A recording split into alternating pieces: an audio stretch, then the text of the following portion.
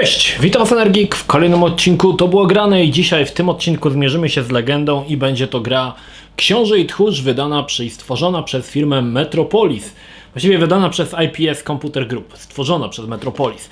Zanim jednak do tego przejdziemy, parę słów na temat gier polskich. Jak widzicie, edycja, którą posiadam, jest białym krukiem, można powiedzieć świętym graalem w Big Boxie. Za czasów, kiedy gier polskich wychodziło mniej, no nie tyle co teraz, tak? Na tą chwilę chyba w produkcji jest aż 300 gier, słuchajcie. Gier wychodziło mniej, to były jednostkowe sprawy i chociaż przyznałem się przed Wami, że byłem wielkim piratem z Karaibów, tak naprawdę nigdy nie pozwoliłem sobie na piracenie polskich produkcji. Wszystkie produkcje, które wychodziły, były stworzone przez Polaków, miałem w Big Boxie, kupowałem je oryginalne, ponieważ te gry były tańsze, mogłem na nie sobie pozwolić, a z drugiej była też we mnie taka jakaś taki patriotyzm, żeby jednak wspierać ten polski game dev, który, no powiedzmy sobie szczerze, no nie był tak rozwinięty jak teraz, to w ogóle były zupełnie inne czasy.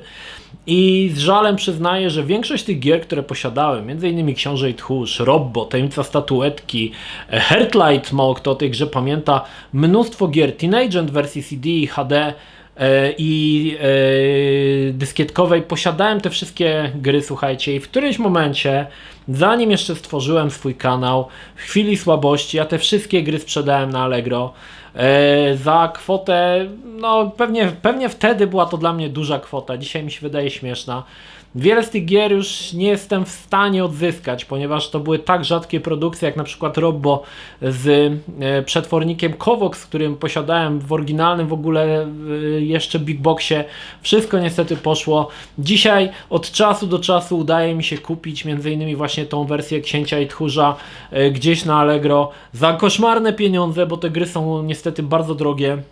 Ale bardzo żałuję, bo wszystkie te gry polskie do któregoś roku miałem. Miałem Schizm, miałem Re, mnóstwo tych gier, które wychodziły. Właściwie myślę, że mógłbym spokojnie powiedzieć, że wszystkie gry, które pojawiały się na PC-tach do któregoś roku miałem u siebie w biblioteczce. Potem niestety już to sprzedałem i pieniądze wydałem chyba na wino, kobietę i śpiew, kto to wie. Dzisiaj Książę i Tchórz. Przyznam szczerze, że niedawno oglądałem taki materiał, który stworzył pan Mateusz dla TV Gry odnośnie Księcia i Tchórza i z wieloma aspektami tego materiału niestety nie mogę się zgodzić. Dzisiaj spojrzymy na tą grę troszkę chłodniejszym okiem, zwłaszcza, że aspiruje ona do miana produkcji, która może mierzyć się z produkcjami amerykańskimi i spróbuję odpowiedzieć, czy naprawdę ta gra w tamtym czasie, czy też dzisiaj, nadal się broni. Niestety dużo tych elementów tutaj w tej grze jest słabych, po prostu jest słabych, ale o tym po kolei. Gra została stworzona przez Metropolis, studio, które wydało wcześniej fantastyczną przygodówkę Teenagent i jeszcze wcześniej Tajemnicę Statuetki. O ile Tajemnica Statuetki była grą mocno archaiczną, opartą na statycznych screenach, kiedyś te przygodówki właśnie w taki sposób wyglądały, m.in. chociażby Myst czy Zork, Return to Zork. Natomiast Książę i Tchórz już był taką grą, gdzie chodziło się postacią, fantastyczną grafiką. Natomiast jeżeli jesteśmy przy Teenagencie, ponieważ to była poprzednia gra Metropolis, będę starał się też w pewien sposób porównywać te dwie gry, zwłaszcza, że to też są dwie gry przygodowe jednego twórcy, jednego dewelopera i porównywać, co mi się w jednej grze wydawało lepsze, co mi się wydawało gorsze. Pierwsze zapowiedzi Księcia i Tchórza widziałem gdzieś w Secret Service. Opis w sumie w zasadzie nie za wiele mówił, ale screeny wyglądały fantastycznie. Gdzieś czytałem recenzję Księcia i Tchórza, że i grę porównywano do Broken Sword, co w mojej opinii jest dosyć kiepskim pomysłem. Grę powinno się porównywać do przygodówek w podobnym tonie, w podobnym klimacie. Księcia i Tchórza przyrównałbym do 3 produkcji. King Quest VII, Princeless Bride, Thorin's Passage, bardzo zapomniana produkcja już, ale też właśnie w takich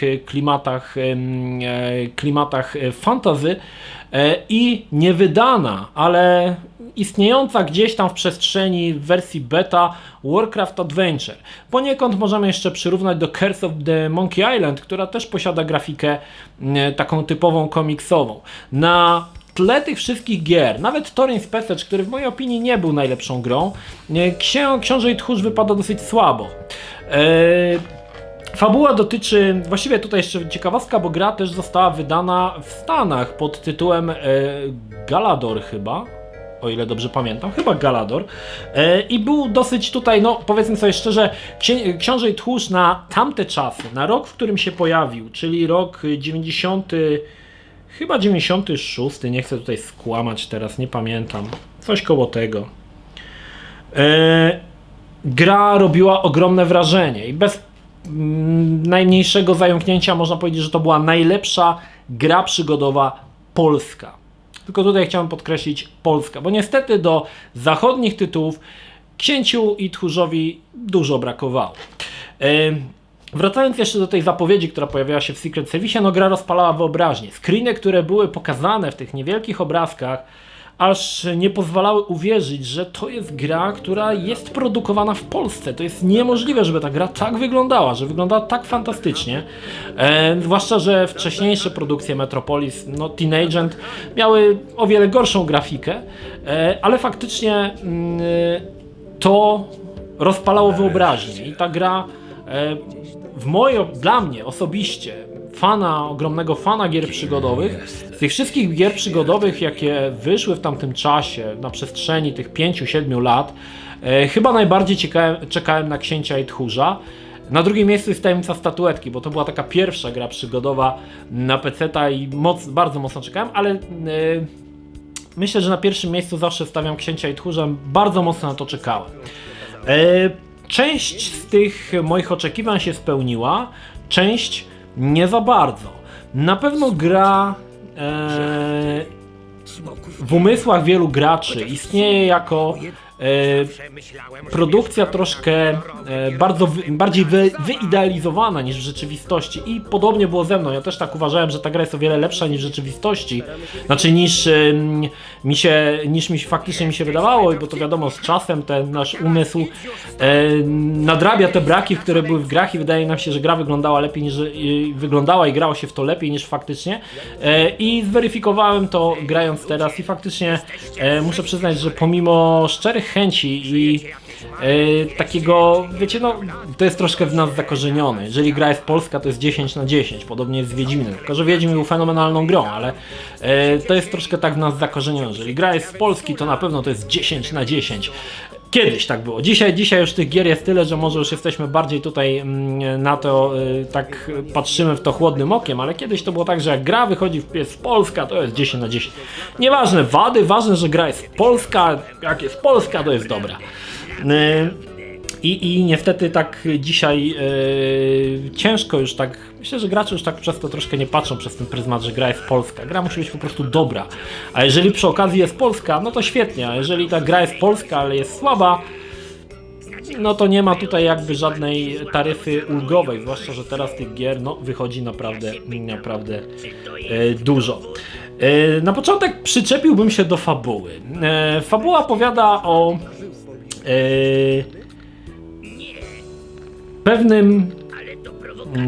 pewnej postaci, której dusza przeniosła się do ciała księcia. Niestety ta fabuła jest bardzo kiepsko zarysowana. Dlaczego? Ponieważ w większości gier przygodowych w latach 90. jednym z najważniejszych elementów było intro i cutscenki. Możecie się śmiać, dzisiaj pewnie większość gier nie posiada intr i ma się dobrze, ale kiedyś, w latach 90., kiedy gracze oczekiwali tego interaktywnego filmu, tych cutscenek, tych animacji, byli tego spragnieni. Był to bardzo ważny element w grach przygodowych. Niestety w Księciu i Tchórzu jako takiego intra nie mamy. Posiadamy natomiast monolog czarodzieja, pod którego podkłada czarodzieja Arivalda, pod którego podkłada głos fenomenalny swoją drogą Kazimierz Kaczor, który wprowadza nas w tą fabułę. Niestety jest to dosyć słabe. Oglądanie no nawet nieźle animowanego czarodzieja, który opowiada o całym zawiązaniu fabuły, jest nudne. Jest po prostu nudne. Wystarczy przyjrzeć się innym grom. Torrens Passage będę wracał. King Quest 7, gdzie fenomenalne, animowane intro wprowadzało do tej gry, ustawiało bohaterów, ustawiało cię w jakiejś sytuacji, w której się znajdujesz i pozwalało ci wczuć się w rolę bohatera. Tutaj mamy monolog, który to jest trochę tak, jakby ci koleś opowiadał, tak? Co się zdarzyło przed tym i ty sobie teraz graj. Niestety to jest bardzo słaby element i wydaje mi się, że po części albo zabrakło funduszy, albo zabrakło czasu Metropolis, żeby to do końca dopracować. Również podczas gry bardzo rzadko zdarzają się cutscenki animowane, coś co w latach 90. na coś, co gracze bardzo czekali na, w tym wypadku, komiksowe cutscenki. Tutaj chociażby ponownie przywrócę Torrens Passage, Curse of the Monkey Island, czy chociażby no tak, Torrens Passage czy Curse of the Monkey Island, gdzie i King Quest też przy okazji, gdzie te cutscenki były, może nie były one częste, ale były. Tutaj tych cutscenek oczywiście one są, ale one są bardzo króciutkie i powiedzmy sobie szczerze, trochę nie ma na co czekać, Kolejną rzeczą, która według mnie jest słaba, to zagadki. W porównaniu do Teenage Agenta, który był grą bardzo fajnie przemyślaną. Każda zagadka była logiczna, był ciąg przyczynowo-skutkowy i nie było takich przygodówkowych idiotyzmów, które bardzo często w grach przygodowych się pojawiają, a które pojawiły się w Teenage Agent, w Księciu i Tchórzu. Na tle fabularnym wydaje mi się, że Książę i Tchórz wypada o wiele słabiej. Fabuła jest mocno chaotyczna, tak naprawdę jest tam jakieś zarysowanie akcji, ale brakuje mi tego ciągu przyczynowo-skutkowego, że robimy coś i w zasadzie nie wiemy po co, w jakim celu to robimy, jaki jest sens wykonywania danej czynności. Coś, co nie było w Teenage Agencie, to tam było naprawdę fabularnie, było to bardzo dobrze zarysowane. Tym bardziej jest to dziwne, że nad fabułą czuwał pisarz polski, dzisiaj dosyć znany, Jacek Piekara, i muszę przyznać, że no pod tym kątem wypadło to źle. Są sytuacje w Księciu i Tchórzu, kiedy musimy, podobnie jak w serii Goblins, zebrać pewne przedmioty w określonym czasie. Czyli najprostszy przykład, są dwie postacie tutaj na rynku, które rzucają kośćmi i w pewnym momencie, kiedy oni rzucą te kości na beczkę i się odwrócą, musimy te kości podmienić. Kłopot jest taki, że obiekt pojawia się podpisany, że to są kości, z którymi możemy coś zrobić, dopiero w momencie, kiedy te kości zostaną rzucone i te postacie się odwrócą. To jest ułamek sekundy. Przeczesując myszką, szukaniu przedmiotów, bardzo łatwo to pominąć, tak? Po prostu, że inną rzeczą jest na przykład zabranie buta żebrakowi i to jest przykład bezsensownej zagadki, kiedy zabieramy buta żebrakowi i dajemy go bogatemu kupcowi. Zastanawiasz się po co? Jaki jest sens tego zdarzenia i po co to właściwie robiłeś? Dowiadujesz się dopiero po fakcie. Jeżeli uda ci się wpaść na to, że może spróbujemy dać tego buta temu kupcowi, on wtedy powie, że tam wyznaje zasadę, żeby zabierać biednym i dawać bogatym. Ale ty wcześniej tego nie wiesz. To jest zupełnie idiotyczna zagadka, tak? Zupełnie nie... taka całkowicie absurdalna, wyssana po prostu jest z palca w ogóle, ciężko na to w ogóle wpaść. I niestety tych zagadek jest tutaj dużo takich, które często są, no nie sposób na nie po prostu wpaść, tak? Dlaczego powiedziałem, że w podobny sposób jak w Goblinsach? W Goblinsach właśnie wykorzystywano ten moment, gdzie trzeba było pewną rzecz wykonać w odpowiednim czasie. Tylko że w Goblinach było to mniej, można powiedzieć, upierdliwe i mniej takie inwazyjne. Każde nieudanie wykonanie jakiejś czynności wiązało się z jakąś śmieszną animacją, ale pozwalało przypuszczać, że można w jakiś sposób to dokonać, tylko musimy bardziej się postarać. Tutaj tego nie ma, tak? Tutaj dopóki przeczesując piksel po pikselu całej planszy nie wpadnie, że te kości akurat są w tym momencie, kiedy oni się odwrócą i te kości leżą na tej beczce, nie masz szans na to wpaść. Jesteś po prostu, działasz troszkę jak po omacku. Także pod kątem zagadek muszę przyznać, że tutaj wyszło to słabo. Również fabularnie, tak jak mówię, ta akcja jest bardzo chaotyczna. Przemieszczamy się do różnych jakichś pomieszczeń, do różnych lokacji, które bardzo często nie mają jakby ze sobą związku. Miałem takie wrażenie, że pojawia się jakaś lokacja całkowicie z dupy i nagle się okazuje, że musimy do tej lokacji iść, bo jest tam coś ważnego, chociaż wcześniej o tym w ogóle nie było mowa. Także są bardzo często tutaj takie elementy i muszę przyznać, że to też jest słaba rzecz i to też na tle gier, o których już wspomniałem, Torrens Passage, King Quest, wypadło bardzo słabo. Weterani gier przygodowych, Sierra, która stworzyła serię King Quest, tam każda zagadka była niesamowicie logiczna i miała swój cel i miała swój sens. To było ciąg przyczynowo-skutkowy, który prowadził do rozwiązania jakiegoś problemu. Tutaj mam nadzieję, że tego ciągu przyczynowo-skutkowego za bardzo nie ma.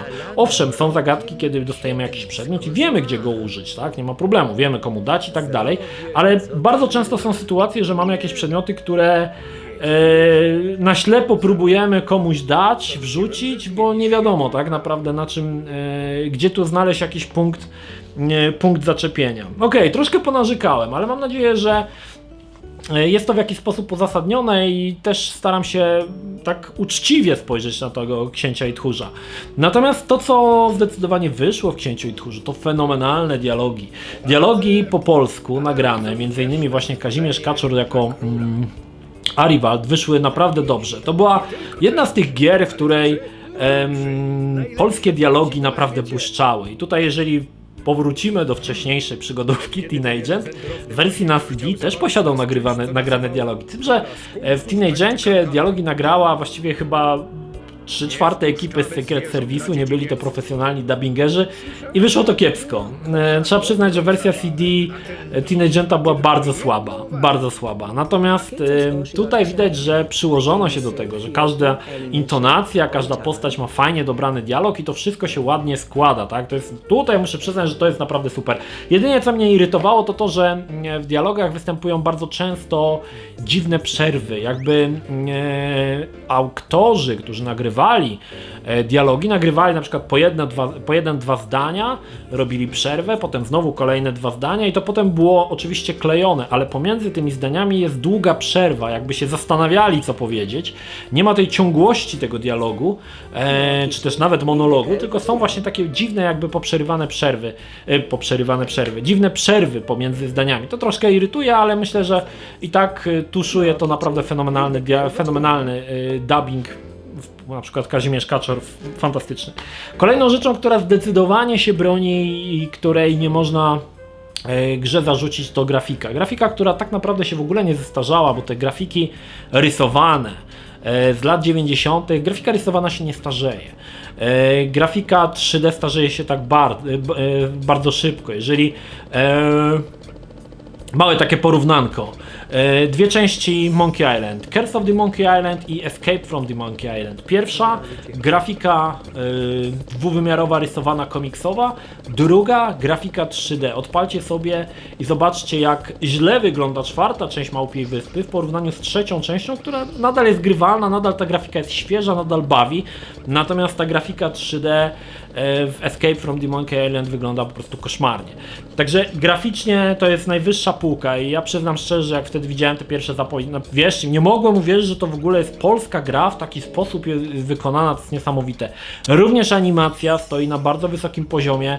Nie jest to może ta klasa co King Quest 7 czy tam Torrens Passage, ale też musimy wybaczyć, bo tam często przy tych grach pracowali animatorzy, którzy wcześniej pracowali u Disneya, także też ciężko tutaj tych ludzi przebić, ale i tak jak na polskie warunki to jest najwyższa klasa, najwyższa światowa klasa. Muszę przyznać, że animacja postaci stoi na bardzo wysokim poziomie i również bardzo mi się podobała.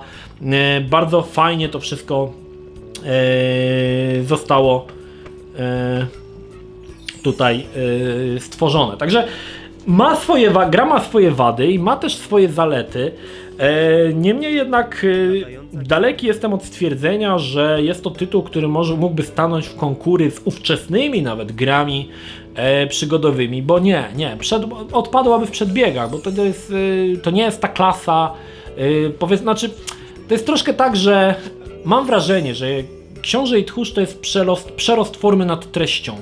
Jest piękna, ładnie zdubbingowana, fajnie animowana, ale mało jest tego mięsa, tego prawdziwego mięsa gry przygodowej, czyli dobrej fabuły, spójnej i ciekawych, logicznych zagadek. Tego w mojej opinii w Księciu i Tchórzu brakuje. Wiem, że wielu z Was się ze mną może nie zgodzi, ale spróbujcie zagrać bez opisu najlepiej. Spróbujcie zagrać bez opisu, bo wtedy łatwiej więcej się dowiecie na temat gry, poznacie więcej dialogów i zobaczycie, że bardzo często te elementy, o których Wam powiedziałem, bardzo często niestety kuleją. Okej.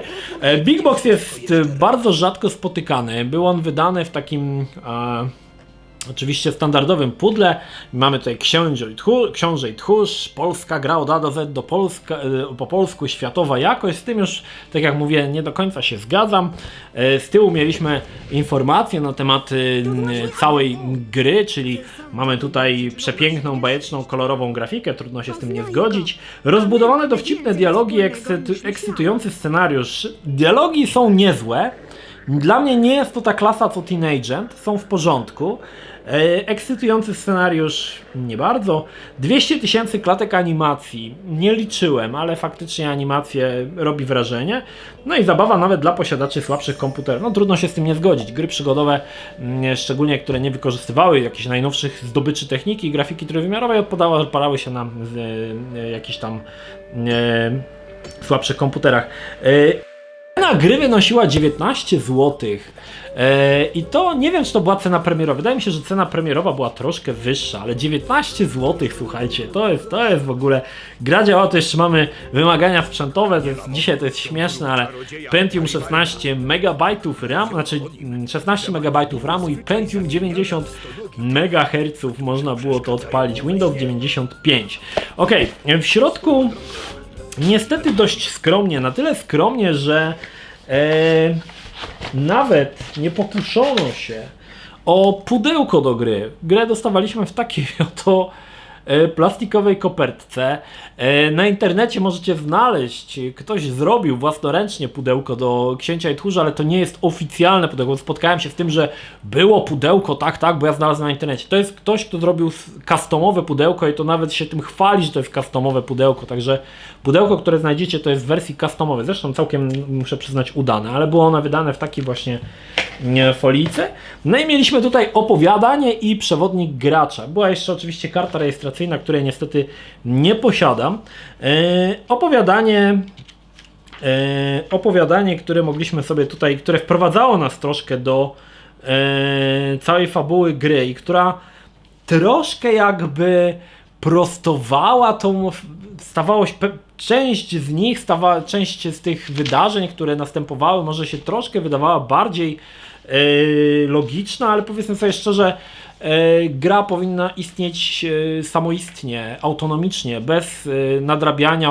Opowiadanie powinno poszerzać tą wiedzę, a nie stanowić jakby jej substytut, tak, fabularny gry. Także ogólnie opowiadanie nawet śmieszne, można sobie przeczytać. Nie jest to może jakoś specjalnie jakoś ekstra super, ale jest całkiem ok. No i oczywiście informacje na temat całego sterowania. No i mamy tutaj oczywiście wszystkie te aplikacje i nawet opis niektórych postaci, które tutaj występują. Jeszcze o tym nie wspomniałem, ale dźwięki, czy też nad udźwiękowieniem gry pracował Adam Skorpik-Skorupa. Wiele osobom, kto to jest Adam Skorpik-Skorupa, ale w latach 90. był to bardzo popularny na demoscenie twórca muzyczny, który robił naprawdę fenomenalne moduły, zgarniał tam w ogóle jakieś nagrody na tych różnych na tych różnych demoparty. Także to była taka persona, która z polskich muzyków growych była chyba najbardziej znana. Nie o to chodzi, że tam tych muzyków było za dużo, ale Scorpic był ogólnie znany z tego, że robi dobrą muzę, robi dobre moduły.